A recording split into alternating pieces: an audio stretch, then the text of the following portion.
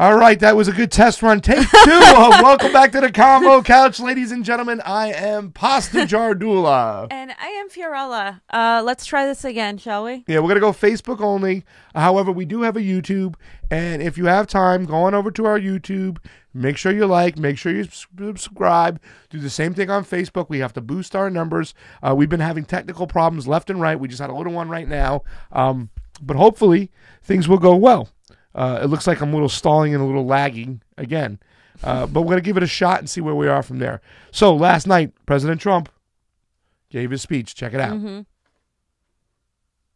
Tonight, I am speaking to you because there is a growing humanitarian and security crisis at our southern border. Every day, Customs and Border Patrol agents encounter thousands of illegal immigrants trying to enter our country. We are out of space to hold them, and we have no way to promptly return them back home to their country.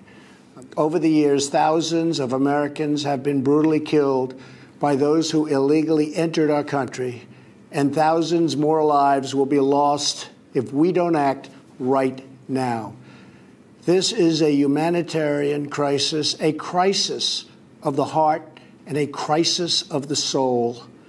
Last month, 20,000 migrant children were illegally brought into the United States, a dramatic increase. These children are used as human pawns by vicious coyotes and ruthless gangs. 1 in 3 women are sexually assaulted on the dangerous trek up through Mexico. Women and children are the biggest victims, by far, of our broken system. This is the tragic reality of illegal immigration on our southern border. This is the cycle of human suffering that I am determined to end. The federal government remains shut down for one reason, and one reason only, because Democrats will not fund border security. My administration is doing everything in our power to help those impacted by the situation. But the only solution is for Democrats to pass a spending bill that defends our borders and reopens the government. This situation could be solved in a 45-minute meeting. I have invited congressional leadership to the White House tomorrow to get this done. Hopefully, we can rise above partisan politics in order to support national security. Some have suggested a barrier is immoral. Then why do wealthy politicians build walls, fences, and gates around their homes? They don't build walls because they hate the people on the outside, but because they love the people on the inside. The only thing that is immoral is the politicians to do nothing and continue to allow more innocent people to be so horribly victimized. How much more American blood must we shed before Congress does its job? To those who refuse to compromise in the name of border security, I would ask, imagine if it was your child, your husband, or your wife whose life was so cruelly shattered and totally broken. To every member of Congress, pass a bill that ends this crisis. To every citizen, call Congress and tell them to finally, after all of these decades, secure our border. This is a choice between right and wrong, justice and injustice. This is about whether we fulfill our sacred duty to the American citizens we serve. When I took the oath of office, I swore to protect our country, and that is what I will always do. So help me God. Thank you, and good night. Oh my God, that was tough. And then shortly Sorry after, we made you watch that. But then shortly after, fam, we heard the same scare tactics from the Republicans that, you know, almost every single Republican says about the crises on the southern border. The invasion, The invasion, oh no! This is the threat of an invading force. They are a threat to our national security. This is a mob that's invading our country, and this needs to be stopped. It's an invasion. This poses an unacceptable security risk to the United States. It's not a caravan, it's an invasion. It is nothing less than an invasion. Leftists aiding and abetting an invasion. That's not a caravan. That would be an invasion. We're trying to give you... Okay, and then, shortly after that, though, fam, I had to double down on my Pepto-Bismol as the best the Democrats can muster up as far as leadership. They spoke for about 9 minutes without actually saying a word. And the fact that these two Democrats, it's really ridiculous. They always do that. The fact that these two Democrats have nothing to say on why there is a huge mass migration heading towards the United States really makes me sick is because they were part of the problem. They funded and supported, they got funded and supported warmongers like Hillary Rodham Clinton and the military-industrial complex. And you can only imagine that when I heard Nancy Pelosi say this, I almost lost my you-know-what. A wall is an immorality. It's not who we are as a nation. Immorality, fam. Where was Nancy Pelosi in 2009 when her buddy Hillary Rodham Clinton supported a coup d'etat that turned Honduras into the murder capital of the world? You've been down there before, fam, down to the border. Where are these people coming from? They're all coming from, the majority of them are coming from Honduras, some from Nicaragua, some from Guatemala, but the majority of them right now are due to the crisis in Honduras. And like we had in our previous show, we had a man who specifically mentioned Hillary Clinton and the Obama presidency as those that led capitalists to basically overthrow their very thriving socialist system. Yeah. And let's not forget, they didn't say anything when Barack Obama and Hillary Clinton removed the democratically elected leader of Honduras, Manuel Zelaya, funded a coup, supported a coup, turned the country into the murder capital of the world, and now mothers are fleeing with their children. You know what I'm saying? Precisely. These people's problems are on our hands. I mean, there are death squads over there in Honduras, okay? Where's the immorality there, Nancy? I mean, all I can say this much, fam, is that if these two, Chuck the Schmuck and Nancy Pelosi, are the only things we have to offer up as leadership from the Democratic Party, we're screwed. I mean, if there was only a guy or someone who talked issues, who could really beat Trump came along. I just wish we had that guy. I wish we had that guy. Maybe we do. President Trump has stated tonight and over again in recent weeks that this country faces a national emergency. Well, he's right. But it is an emergency and a crisis that he himself has created. As we speak, some 800,000 federal employees, people who are our neighbors, friends, and family members, are going without pay. As working people, many of them are wondering how they will pay their mortgages, how they will feed their kids, and how they'll be able to go to the doctor. These are the people in the FBI, in the TSA, in the State Department, in the Treasury Department, and other agencies who have, in some cases, worked for the federal government for decades. Let me just quote what one federal employee... Fam, there it is. There's the man who can beat Donald Trump.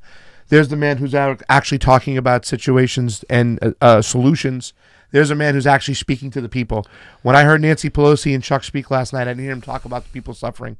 I didn't hear them talking about solutions. All I heard was Trump bad, Trump bad, Trump bad, Trump and all bad. he does is Democrats bad, Democrats bad, Democrats bad. Meanwhile, we have Bernie Sanders actually, focusing on why this is such a big problem. And many people who have voted for Trump are now feeling the brunt of his stupidity, and that of the Democrats too, because they're out of work and they can't even afford, their electric bill. They can't afford anything.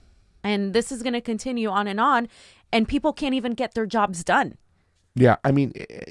To me, the greatest thing is this is the great distraction. This is a big red herring. The wall, and you have Nancy Pelosi and Chuck Schumer with the Democrats jostling with Donald Trump, going back and forth, back and forth, back and forth. Meanwhile, who pays the price? Who really suffers? The people. You know what I'm saying? I'm not for a government shutdown, but once again, I would like to talk about why we have such a problem. And the whole fact that Donald Trump can sit there and say he needs a wall while these caravans are coming. Well, why don't we talk about why the caravans are coming in the first place? But make no mistake about it, fam. You have some statistics, I think, you talked about when it came to the wall and the crisis and the number of people who were really apprehended as compared to 2000, correct? Yeah. So when Trump claimed that the situation at the border was a crisis, the numbers of people have actually been reduced. So the number of people apprehended by Border Patrol officers in the U.S., Mexico, are actually peaked in 2000 and have been in decline ever since.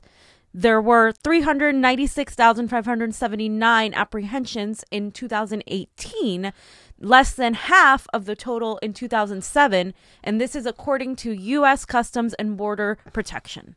Yeah, and we know who the president was in 2007. I guess people will kind of flip it either way, whatnot, but that the crisis has been going on for a while. A lot of it has to do with our intervention. Fam, you've been doing some work with on KPFK, and there's a man named Ernesto who's also passionate about this subject. He gave me a book. It is disgusting. You want to talk about America's great sin? Well, we're talking about all this stuff that's went on in the past. What about the stuff that's going on now? The mental warfare they use against these people, funded by the United States, the CIA, and their coups, are disgusting, okay? And that's really causing this drive of mass migration. And we need to get our finger on the pulse, stop with the jostling, and really fix the problem. Also, your girl, Andrea Ocasio-Cortez. Alexandria. Sorry, Ocasio-Cortez, fam. She gave a little speech yesterday. You want to take a look at a little bit of that? Yes. She was on your favorite TV show, The Rachel Maddow Show. Take a look. This will become the longest government shutdown ever. Gotcha.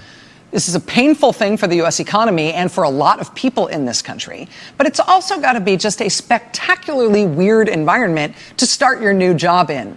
If your new job is that you've just been elected a brand new member of Congress. Joining us now is Congresswoman Alexandria Ocasio-Cortez of New York. Congresswoman, thank you so much for being with us tonight. I'm really happy to have you here with us on the show. Of course. Thank you for having me, Rachel. So let me just start by getting your top line reaction to the president's speech tonight. You have never been a member of Congress while the government wasn't shut down. So obviously this is a strange circumstance for you and your colleagues in the freshman class to be taking your first steps.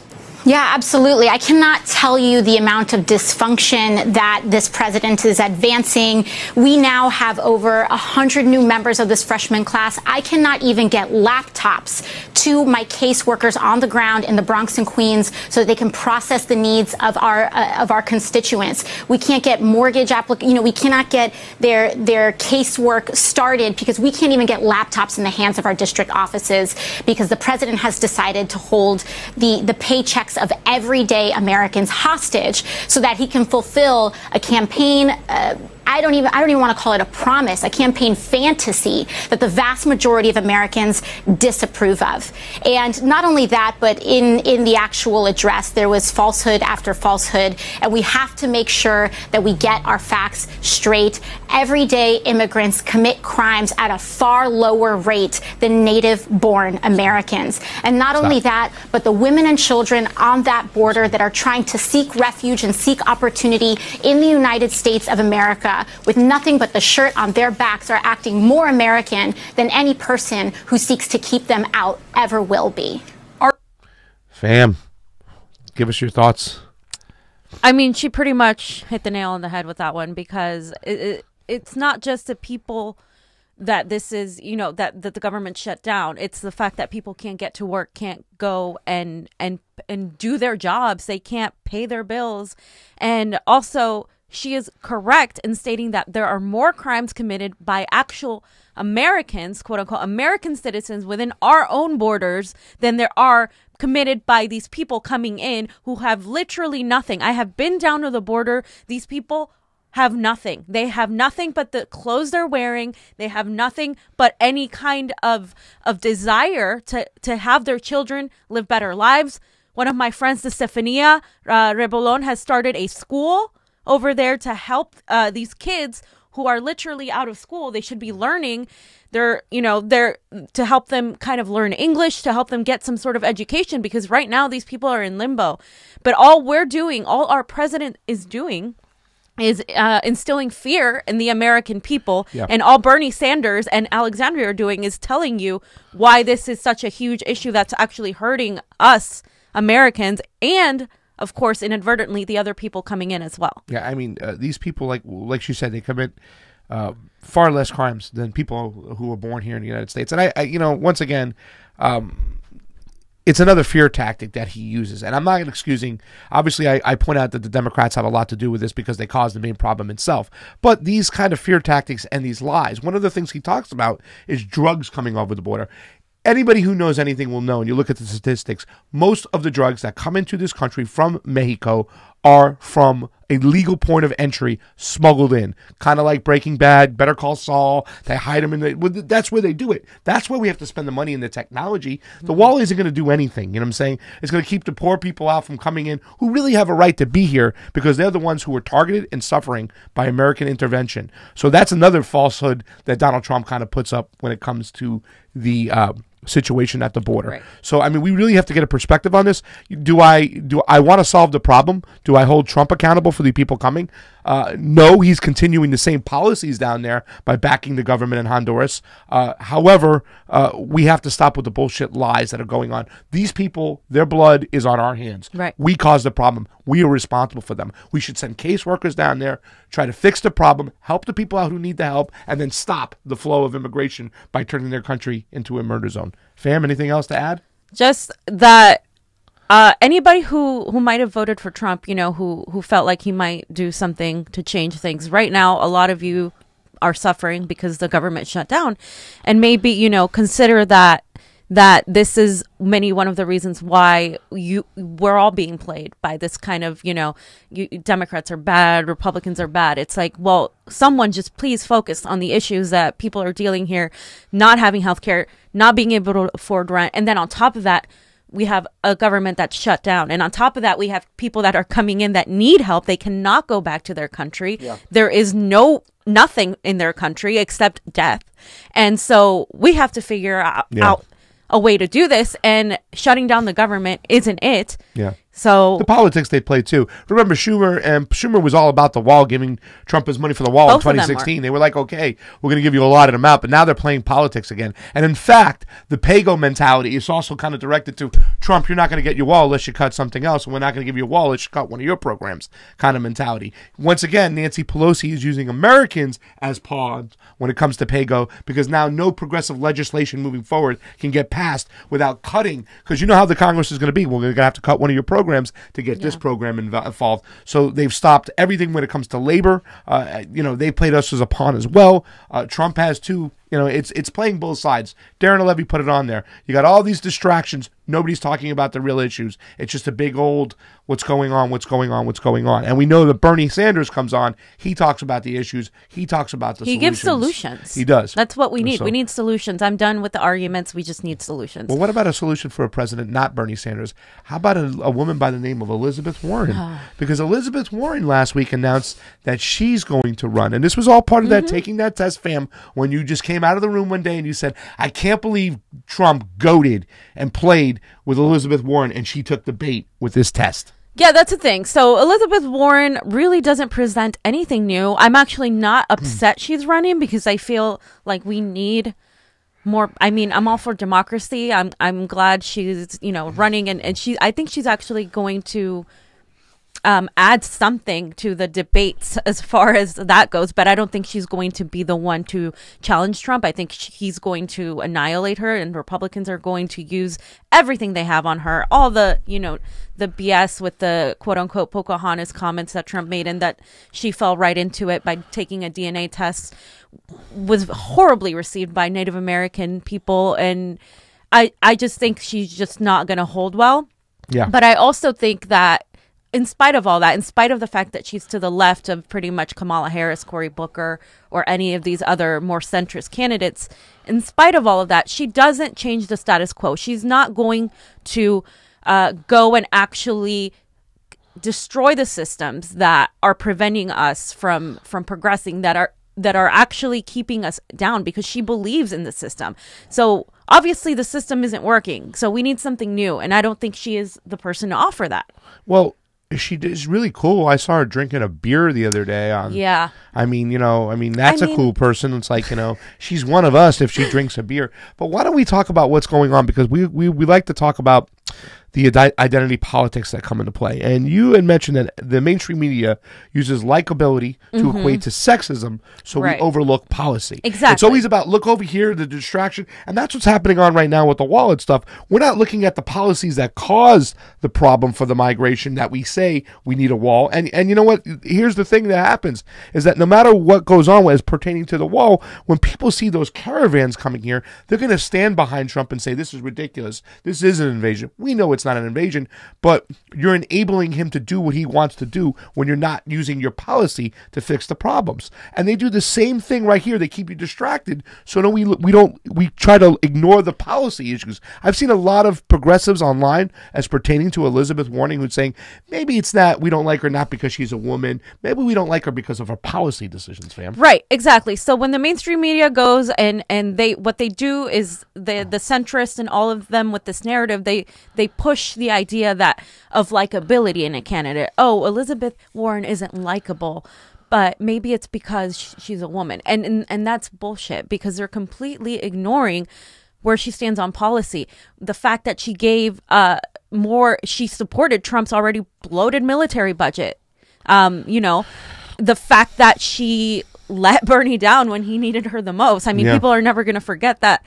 She pretty much chose power and recognition over doing the right thing, unlike someone like Tulsi Gabbard, who stepped down in order to support someone like Bernie Sanders. We were just watching the videos the other day, and I remember when Tulsi endorsed Bernie. Yeah. That was a beautiful moment. Elizabeth Warren didn't do that. Yeah. And she did that's what I look at in a candidate. And the circumstances that Tulsi were in were a lot more dangerous. I mean, she was the vice chair, right? She was behind Debbie Wasserman Schultz. So when she did that, she really put herself out in the front line, and she did it early. She did it early in the campaign, and Elizabeth Warren just played politics. She waited until it looked like it was evident that Hillary Clinton was going to be the nominee, and then she threw a hat in the ring. And so what we're seeing is the attacks on Bernie Sanders as of course, reminiscent of 2016, that he's a sexist, the only Bernie bros support him, et cetera, when in fact more minorities support Bernie than pretty much any other candidate. And the fact is that the whole Bernie bro mentality is a fallacy. I mean, look at who he's got behind him. He has R.L. Miller. Turner. RL says no more white men, for the primaries. We need diversity, whatnot. So, I mean, he's, and that's when I hear that argument, I'm like, okay, well, we need diversity. Obviously, that's obviously a great point. We do, but we also need someone who's actually going to focus on the issues. And right now, he is the candidate to do that. And by the way, just so you all know, Kamala Harris, Cory Booker, and Elizabeth Warren are all right now in talks with who, fam? Corporate Wall Street mongrels and exactly. They're talking with Wall Street executives. The only person right now the only person like them addressing anything is Bernie Sanders. While they're talking to Wall Street executives, he's over there doing a rebuttal to President Donald Trump. He's acting more like a president than anybody while they're trying to get money for their political campaigns and their PR work. That's not going to mean anything. Yeah, fam. When you don't focus on the issues. Bernie Sanders is just another white male candidate. Don't you know that and stuff? Who cares about where he is in policy? Who cares about where he's been fighting and who he's been fighting for the last 40 years? He's a white male, and we need to get more diversity. So we're going to push Kamala Harris, who's a cop, Cory Booker, who's a groper, and somebody else of color and stuff, rather than the person who's there about policy. Right. And I'll say it again, and I say it all the time. When it comes to voting, when it comes to supporting somebody, here's the one word you need to know about. Policy. Policy, policy, policy. Policy comes first. Content of character comes second. Then down the line, if we can add more diversity, we do so. But those first two things come first, okay? And who's going to push poor people's agendas, the working people's agenda? Who's going to be out there for all people of color and races? Bernie Sanders has shown that more than any of these candidates, and he's the one we need to support. 100% agree with you right there. And people act like he's not someone, he's just a white guy. He's a Jewish man. His family literally died in the Holocaust. I think people like to dismiss that, when it's easy, when they can. But he's he's a first generation immigrant too. Just because he's older doesn't mean, he's not. Like his parents were not we're not from here. His family wasn't from here. Well, Okay, so we also have to take that in. He's definitely not a typical WASP. Well, no, he's not a WASP. He's a Jewish guy from Brooklyn, and he's a guy who took his white privilege and he used it to go out there and speak. Chain for people. himself to when it was, a black woman when it wasn't popular. When you could get your popular. ass beat down in the cop car, you can get shot for doing that shit back in the days. Just because if you were white and poor, they didn't give a shit. They can kill your ass. But he still chained him. He did it when it mattered most. These people talk the talk. Bernie walks the walk. And that's what we need. And we need people like Alexandria Ocasio-Cortez, who happens to be, an awesome, powerful Latina, okay, who's also right on issues, Yes. who's also right on policy. And I'm all for it because that's what we need. And we need people to bring us together, not divide us up. That's what we need. So Nice let's Bernie talk about. impression, Thank you so much. I got the hands moving over there for that one. So need to fam, work on the hair. Well, I'll get the spectacles and stuff like that. Also, when it comes to Hillary Clinton's staff members, they're now working for Elizabeth Warren. Okay, Just so you know. Just so you know, she hired 2016 anybody from that campaign, veteran Ashley Woolheater as her press secretary. Okay, mistake number one. Mistake number 2, drinking that beer. It gives people the impression of when Hillary took out the Tabasco sauce from the hot sauce from The her hot sauce. purse. I mean, I don't know why they think like these things appeal to like millennials or Virtue young signaling. people. Like they see right through it. Yeah. We had a great post put up over there and stuff the other day. I just bought a new Jeep. I named it Elizabeth Warren because it's all white, but it says it's a Cherokee. And you know what? That's really like. I love you, Maria Estrada. It's funny, but it's because it's insulting what she did, because the test she did, that's not how Native people trace back their lineage, and it's just very like just ignorant of actual Native American culture and ancestry. So Yeah. Well, I'm sick and tired of these elitist, these establishment, these are the really privileged people. They go out there and, we have another guy right name. His name is Ed Buck. So we're going to move to the Ed Buck situation because it happened again, fam. The first time wasn't enough, but Ed Buck, we have found another dead man, black, gay, dead man found in Ed Buck's apartment. Now, you were out there the other day for the protest with Black Lives Matters. Why don't you break it down and tell us what's going on? If you have a picture of who Ed Buck is, I don't know, he was chummy with our boy Adam Schiff for Brains right around the corner, and also the ex-chair of the party, Eric Bauman. Okay, so that's who this guy is. He's donated to Hillary Clinton, Ted Lieu, our own state senator Anthony Portantino, and it's not a surprise to me that he got off the first time. Let's see what happens the second time, fam. So, there was a second body now found in the home of Ed Buck, which, by the way, isn't really his real home. It's like his second home because this guy is rich. And if you go to the neighborhood in West Hollywood, you can see that this is it's like a normal apartment. He doesn't really live there. So Jamel Moore's family, who Jamel died last year, as an overdose of methamphetamines. Right, quote unquote, as an overdose, did a protest in solidarity with another body of an African-American gay man that was found in his house again. And he still has not been arrested. He still hasn't been charged with anything. Yeah. I mean, it's the reason Jamel Moore's family was, bringing up his name, trying to protest over a year and a half ago, exactly, was so this wouldn't happen again.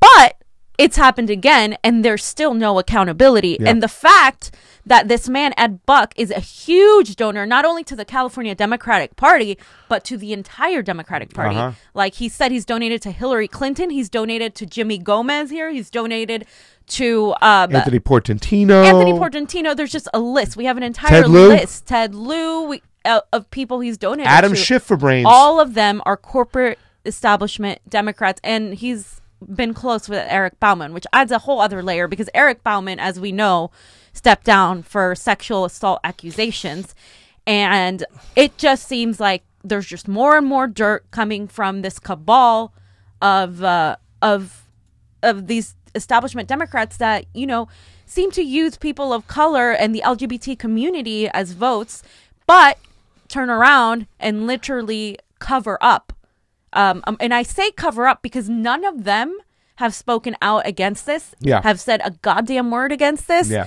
And that's infuriating because they're silent and they claim to support people of color and the LGBT community, but they stay silent when it matters most. Yeah, and they should be supporting poor people and stuff. I mean, remember that Jamel was, they classified him as a male escort, whatnot. No, he was just a guy who was really poor, trying to make money to live and whatnot. So that's what he did. He turned to prostitution. Jamel, was on the unfortunates. And the fact that these people haven't come out and spoken anything, these are elitist motherfuckers again. And fam, let's also point out the fact that Jamel Moore, they found a diary of words that he talked about Ed Buck shooting him up with methamphetamines in that diary. And also, fam, you met Jamel's stepbrother yesterday at the protest, 2 days ago, and he had some things to say to you, right, fam? Right. He spoke about how Jamel actually he's not even from LA. He came to LA and that he actually said that Jamel was going to expose a lot of Ed Buck's darkness, like all of the corruption and all of the drug affiliated behavior. And then he was killed, or that's what he said. The justice system hasn't found evidence, quote unquote. And that's a whole other layer with Jackie Lacey. Jackie Lacey, a woman of color, who's our DA, has literally not prosecuted one cop. And protesters and activists have been on her, like I would call her front yard because that's where she works. But we've been there. This woman's, every Wednesday, Black Lives Matter has been there telling her, Jackie Lacey must go. You must go. You must go. She's not listening. We need somebody to step up and run against Jackie Lacey because that's a position that could be won. There's a lot of progressives out there looking for that person. So with a real Slim Shady, please stand up and come forward and give us a chance to replace this awful DA and Jackie Lacey. She needs to go. And where all eyes are right now is on the sheriff too and how he handles the situation. One of the people we supported, he was the only person I supported, period. Alex Villanueva, the newly elected sheriff. All eyes on you, buddy. Let's hear the video. You got the video? This is Jamel, the audio. This is Jamel Moore's stepbrother. This is Jerome Kitchen. That's his name. Jerome Kitchen. Always looked out for you and always wanted to make sure himself and everybody else around him was okay and taken care of. That's why most people often say, like, oh, this person didn't have a family. I'm going to give you my this person didn't have resources. Jamil was a big but I would, he had he cared a lot about who he mentored and who he served as a good example, which prevented him from letting his family know about the obstacles he was going through because he lived as an example to his younger siblings because of obstacles they had to deal with in their own personal life. Jamil was a grandma's boy. He was a mama's boy. He was a goofball. He wanted to make sure everybody was having a good time and living life to the fullest. He often joked and made sure that we never just took life too serious. And he often made sure that everybody around him, no matter if he was in a bad mood or not, having a good time. He was spoiled. He was a diva. He wanted things his way. He would often get mad at some of his friends, but we always knew he was coming back. He always wanted things his way. He always liked the center of attention. I just know that he wouldn't want this type of center of attention. He wouldn't want to be exposed in this way. He would have most likely wanted his legacy to be more about educating our community and keeping our community away from this. In Jamil's last days, that's things that he was talking to his friends about, his family members about, getting his life back on track. He knew that he was battling with something bigger than him, and he wanted to overcome that. He didn't just want to overcome that, but he wanted to make sure he overcame it for the betterment of himself, his family members, and people after him. That's why it's my firm belief that Jamil was lured here to be murdered because Ed Budd knew that he was about to expose Ed Budd. Within the days before his death, that's one thing he talked about. Bringing light to Ed Budd, bringing light to what Ed Budd does to black boys, bringing light to how Ed Budd preys on the community, and bringing light to the dark things that happen in this house. Jamil was not in LA for 24 hours before he died. Ed Budd flew him here because he knew that Jamil was trying to wing himself off of him. He lured him here with large amounts of money, good flight ticket to LA, and everything, and then he put his plan into work and killed Jamil. Can you talk a little? Okay, so we heard especially the last part. He was good. Good. Okay, especially the last part of the what he said, right? That Jamel was lured here that Jamel spoke about, revealing the darkness that was happening in that house, and Ed Buck's, all of the way he was treating young black men. And, it was known in the community, and it still is known within that Democratic, clique, that this man constantly preyed on young black men of color who were gay, and would use his power and his leverage to do the things he was doing. And there are accusations against this man that he would literally shoot them up with heroin. Yeah. And that's literally what we're hearing. Yeah, exactly. And with drugs. So that the fact that this man hasn't even been arrested, to me, is it's just maddening. Yeah. Well, I mean, we have the video outside of the apartment. Go ahead, take a look at this. This is some deep stuff too.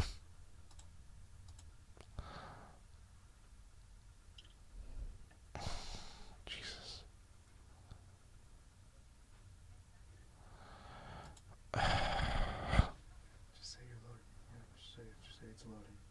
It's loading.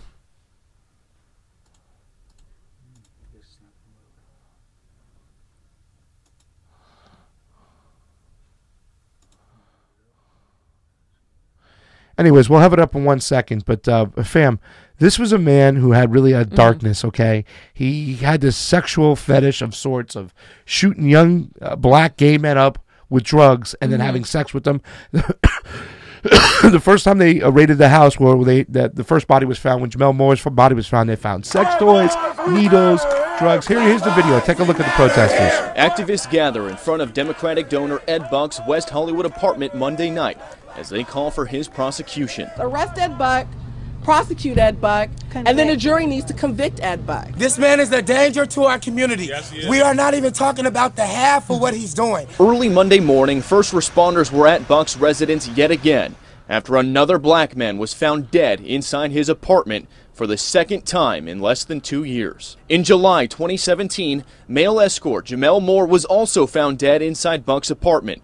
The medical examiner later determined he died as a result of an accidental meth overdose. Moore had written in his journal that Ed Buck had injected him with crystal meth for the first time, that it hurt, and that he was becoming addicted to the pain. He also wrote, quote, "If it didn't hurt so bad, I'd kill myself, but I'll let Ed Buck do it for now." Only Fox 11 obtained surveillance video revealing the moment Moore's body was taken away, while Ed Buck spoke with deputies responding to the scene. At one point, another black man could be seen showing up to try to come up to Buck's apartment while deputies were still there on scene. Prosecutors later declined to charge Buck, citing a lack of evidence, and with news of the most recent death on Monday, activist Jasmine Canick says District Attorney Jackie Lacey has blood on her hands. At the end of the day, I couldn't have one dead body in my house and not be detained, not go down to the station, not go to jail. This man has had 2 dead bodies in his house, and he's still in his house. In response to the death Monday morning, Buck's attorney Seymour Amster told Fox 11, quote, "Unfortunately, a tragic death happened at Ed Buck's apartment. It was a longtime friend who came over. Unfortunately, the longtime friend was under the influence when he arrived. He started to exhibit bizarre behavior and symptoms requiring medical assistance. Ed called 911, paramedics arrived, and they were unable to resuscitate him." It's not enough to make you believe that someone came over here already ODing and just happened to drop dead. At one point, the crowd took aim at Buck's neighbors, accusing them of being complicit. We have the same questions as everybody else does. I'm like, we make the same calls to the police. We make everything, we do everything that we can. If we didn't care, we would not be out here showing solidarity with you. And as for the investigation, when it comes to the man who passed away here earlier this morning, his name has not been released. Go ahead, fam. So, as Jasmine was saying, if anybody else, a poor person or a normal person, specifically a black person, had 2 dead bodies in their apartment, things would be very different. Things would be proceed very different. What's infuriating here is that the law protects the wealthy and the elite, and this guy is obviously being protected by the Democratic establishment. And and people like Jackie Lacey do have blood on their hands. As we've said, she has not prosecuted any cop, and she won't even prosecute or force a sort of investigation on someone who has been found with 2 dead bodies. And by the way, if in case you didn't catch it in the video, a year and a half ago when they found Jamel Moore's body in there, he was already having another guy come up while the police were still there doing their investigation. That is how sick this man is. Yeah. The Democratic Party seems to be rooted in this shit. Eric Bauman, and a lot of people. I don't want to play politics with this because there's a lot of issues. There's a lot of things we can talk about this, fam. The way it ended with the neighbors, we talked about it before. We kind of had a discussion. We're not going to take it there because I think it's time to let the mourning process of this man who just passed away before we make this politicized. But there is a problem with all these Democratic figures who are getting caught in these positions. Now we have Eric Bauman who's had to step down the victims. You got a picture with Eric Bauman, Adam Schiff, Hillary Clinton with Ed Buck, another sick and twisted individual. Moving forward, we can't have this anymore. We have to eliminate this type of people, the mentality, the elitist, and what they do. It makes me think about the upcoming election in the Democratic California Convention. Can we afford to have anybody in that group, in that clique, who's known about these things, who don't talk about these things, and then they come forth and act like they're the saviors of the situation? I really hope that Kimberly Ellis wins this next election and stirs this ship straight, because Democrats will get nowhere if people like Eric Bauman, people like Ed Buck, people who have these sexual allegations, it just smears everything on the left whatsoever. 100%. Exactly. We need to do away with this kind of a powerful cabal of these men who, exploit people for votes, people of color and the LGBT community, but then keep everything on the down low when there are sexual assault accusations, harassment, and then politicize it in order to move up in the Democratic Party. It's disgusting, and there are more investigations coming on this. There are more people that are protesting against this specific case, and Joe Biden, that's another story. But I intend to continue to follow this story and continue to stand with Black Lives Matter and the entire community who wants this man at least to be arrested, because this is ridiculous. Yeah, well, ridiculous. Somebody's have to start crumbling the elitists. I just hope this really helps. The only thing that I don't think there's anything positive to come out of this, but I hope this really is a wake-up call for people on the left, especially in the Democratic Party. Okay, we have this guy's who he's funded. I mean, he's funded so many people, left and right. All these Anthony Portantino right around the corner, for crying out loud. And you can find this on Open Secrets. Yeah. It's there. Why would we want to be associated with these people? I mean, how the hell did Eric Bauman get into power? Now we have the situation where it is. No. Anybody who was around him, anybody knew, they should have known about him. They should have known about Ed Buck. And guess what? Nothing was done. You treated him like a elitist, and another man is dead. Okay? It's terrible. It's disgusting, fam. Absolutely. All right. Well, so that's the Convo Couch. We're going to be back next Monday. We got a lot of stuff going on, fam. Where are you going tonight? Well, I'm going to Tijuana today, and I'll be there tomorrow. And then I might be going back in the weekend. I'm still not sure. But I'm going to go try to talk to some people and also see what the situation is, because there was an eviction in Air Baratal. And like I said, I have friends that are doing a lot of great work there. They're trying to help the people there who are pretty much in limbo until their paperwork is processed. And so there's a lot of kids that aren't even getting any kind of education. They're just there, and people are just doing nothing. So there needs to be some, relief. And I really do want to thank all the people like Mark Lane and James Alaya doing all this activism, and a lot of my friends with the Yes We Can school that she started as well. There's just a lot that we could be doing, and I'm really happy that people are taking it upon themselves to, help someone else, even if they're not you're a citizen of the United States, And the more they go down there, the more they expose this. A lot of people I know that really were never paid attention to this. We talk about the Humanity First situation, of course. We're responsible for that, so we should treat these people with kind, caring, whatnot. But let's not forget who created this whole infrastructure, that Obama campaign, the porter in chief, but we're paying attention to why we have this issue. And I think we have to keep hitting on that. Ernesto from KPFK gave me this amazing book, the tactics that the CIA uses to just kind of mentally fuck with people in these countries so they can put in their own people of power to corporately control their interest, sell major weapons through the military-industrial complex. It's a game. They're running buckshot. Well, you know what? They've been exposed, and we have to keep pointing it out. why these migrants are coming here, because Fam is talking to a lot of people from Honduras, and it's a serious issue. We are also breaking another story very soon. Me and our producer, Johnny Mayorka. John, you got a camera on you? Can you show you over there? The man hasn't had much sleep. Take a look at him. He's been working all night. There he is, Johnny Tsunami. Give him away. How did UCF do in that bowl game? All right, yeah, they didn't do good. They lost to LSU, but we got to watch it on New Year's Day. It was one of the missions to make Johnny watch his team. But we've been working on this particular story. What's going on here in Pasadena, we have this city council, and we talk a lot about where politics starting on the local level is so important. We have this city council that is pretty much militarized the whole freaking police department here in Pasadena. And now, after kicking it to poor people when it comes to the internet, not taking our demands and our needs for internet seriously, and just helping AT&T and propping them up instead of us giving us solutions, removing our bikes, another kick in the teeth to the poor people of this community. Now they're bullying. Mayor Tornick is bullying all these medical marijuana places that have been following the letter of the law when it comes to the state. Last month, they raided a place. They rode down with armored vehicles to a collective in California, in Pasadena, and they handcuffed people. They went in there, they raided the place, whatnot, and the place had already agreed to close in January. Why? They got to spend that military budget so Mayor Tornick can go ask for more money when it comes to the police department.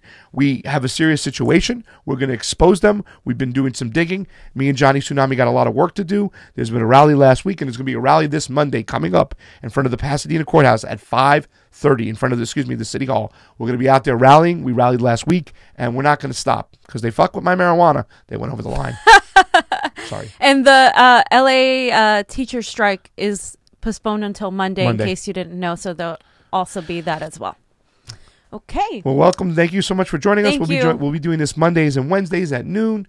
Thank you for watching the Convo Couch. Thanks, guys, for watching. See you. Like and share.